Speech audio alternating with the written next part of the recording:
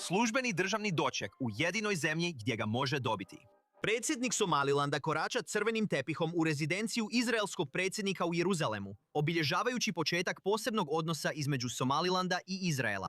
Prekrasne slike ljudi iz Somalilanda koji mašu izraelskim zastavama u znak slavlja ovog novog odnosa zagrejale su nam svima srca, gospodine predsjedniče. Danas smo jednako oduševljeni što zastave Somalilanda vijore ovdje, u rezidenciji predsjednika i diljem Jeruzalema. Izrael je priznao Somaliland prošlog prosinca kao prva i još uvijek jedina zemlja koja je to učinila. Već 35 godina Somaliland je u praksi neovisan. Iz glavnog grada Hargeysa njegova vlada kontrolira svoj teritorij. Brojne zemlje su tretirale Somaliland kao neovisnu državu, ali samo ga je Izrael službeno priznao kao neovisnog. Stanovnici Somalilanda su oduševljeni. Od predsjednika Abdija Rahmana Mohameda Abdullaha pa nadalje. Izrael je sudjelovao u pokretu koji će biti zapamćen u diplomatskoj povijesti naše nacije. I ne shvaćamo taj gest olako. Dvije zemlje žele produbiti veze, od sigurnosti do rudarstva, pa sve do podrške prolasku kroz Adenski zaljev. Analitičari smatraju da su odnosi Izraela sa Somalilandom dio nove geopolitičke alijanse s Ujedinjenim Arapskim Emiratima i drugima. Oboje se suočavamo s pretnjom radikalnog ekstremizma. Oboje tražimo sigurnost i stabilnost u regiji i na rogu Afrike.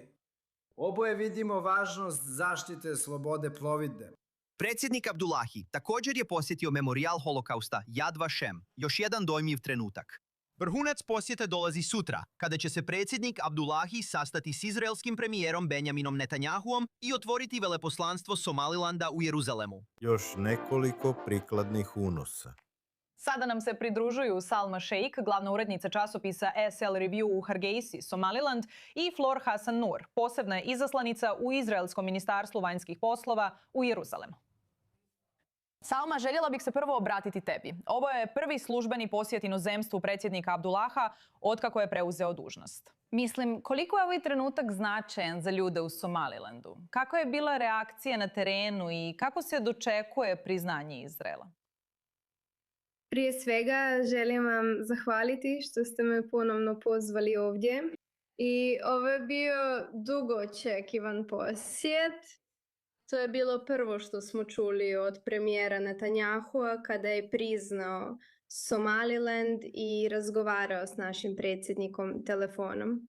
Da ga poziva u posjet Izraelu. Tako smo znali da će predsjednik Abdurrahman u bilo kojem trenutku posjetiti Izrael.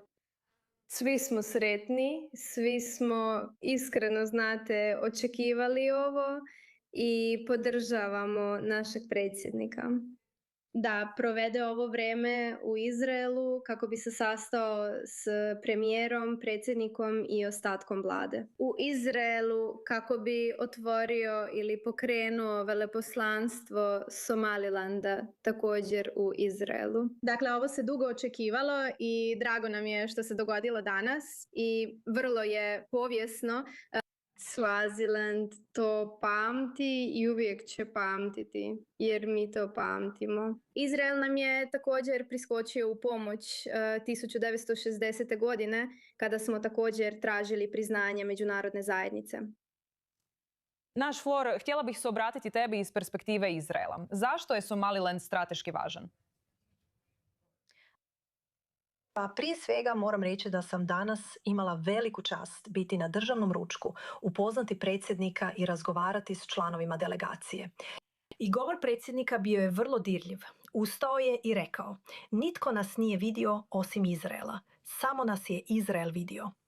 I to mi je bilo jako značajno. Imala sam i odličan razgovor s jednim od njegovih glavnih savjetnika. Gledajte, to je simbolički vrlo značajno. Somaliland je muslimanska zemlja, nije napola muslimanska. To je gotovo potpuno muslimanska zemlja koja voli Židove, koja voli Izrael. Ovo je zaista smjer u kojem bi svijet i regija trebali ići. Ovo je proširenje Abrahamovih sporazuma. Vidjeli smo isto s Ujedinjenim Arapskim Emiratima, s Bahreinom, s Marokom i sada to vidimo u Somalilandu. Strateški, to nam je vrlo važan partner zbog vodenih putova koje kontroliraju. A ekonomski, postoji toliko toga što možemo učiniti kako bismo pomogli jedni drugima. Imaju vrlo značajan izvoz. Imaju nevjerojatna prirodna bogatstva. A Izrael ima inovacije, infrastrukturu i kapacitete da pomogne Somalilandu da se razvije kao gospodarstvo i postane vrlo značajan trgovinski partner za državu Izrael. Znaš, voljela bih se vratiti tebi, Salma. Više od 3 desetljeća Somaliland traži međunarodno priznanje. Očito je ova odluka Izraela vrlo dobrodošla, ali bilo je mnogo protivljenja od drugih zemalja, uključujući naravno susjednu Somaliju. Postoji li strah među javnošću da bi moglo doći do nekakvih posljedica, posebno nakon ovog posjeta predsjednika Somalilanda Izraelu? Ne baš. Mislim, Somaliland je posljednja 3 desetljeća proveo tražeći međunarodno priznanje, ali nismo samo sjedili besposleni i čekali da nam netko, znate, objavi da nas priznaje. Radili smo i aktivni smo partner, znate, međunarodne zajednice u zaštiti sigurnosti i stabilnosti roga Afrike, posebno u Adenskom zaljevu. Postigli smo mnogo toga dok smo čekali da nas međunarodna zajednica prizna kao neovisnu i prihvati kao suverenu državu. Izrael je prva zemlja koja je to učinila, ali očekujemo i nadamo se da će mnoge zemlje slijediti njihov primjer. Jer su mnoge zemlje u Africi, na Bliskom istoku, ali i na zapadu rekle da očekuju ili se nadaju da će netko drugi prvi napraviti taj korak. Sada više nemaju izgovora jer je Izrael to učinio i to nam je jako posebno. Svatko tko dođe poslije bit će poseban, ali ne toliko poseban kao priznanje koje smo dobili od Izraela, no očekujemo da će i druge zemlje slijediti taj primjer. Kada kažete druge zemlje, koje zemlje očekujete da će biti sljedeće? Očekujemo da nas Sjedinjene Američke Države priznaju, kao i Etiopija s kojom imamo vrlo snažne političke, sigurnosne i međuljudske odnose. Također očekujemo Ujedinjene Arapske Emirate, Ujedinjeno Kraljevstvo koje je bilo protektorat Somalilanda i koje je uvek koristilo, rekla bih, izgovor poput želim da neka druga zemlja, bilo u Africi ili na Bliskom istoku, bude prva prije mene. Zanimljivo. Laura, znaš, samo želim sada tebi prepustiti riječ što se tiče, znaš, diplomatskog otpora koji bi Izrael potencijalno mogao očekivati zbog ovog odnosa. Očito, kao što sam spomenula, Somalija nije zadovoljna. Vidjeli smo i ogorčenje iz zemalja poput Egipta. I znamo da preko Adenskog zaljeva, odmah uz Jemen, vidimo kako Huti ispaljuju rakete prema državi Izrael. Mogla bi postojati vrlo ozbiljna strateška korist od toga da Izrael ima neku vrstu vojne prisutnosti u Somalilandu kako bi pomogao u rješavanju tog problema. Mislite li da bismo to mogli uskoro vidjeti? Mislim da moramo prepustiti vojnim čelnicima da razgovaraju o takvim vrstama strateških veza. Ali ono što ovdje vidimo je to da su svijet i regija podijeljeni na 2 dijela. Zemlje koje žele mir i prosperitet i zemlje koje žele džihadističko razaranje. A Somaliland je bio žrtva toga. Pretrpjeli su genocid u kojem je ubijeno 200.000 ljudi od strane istih radikala. To su oni koji nas žele ubiti.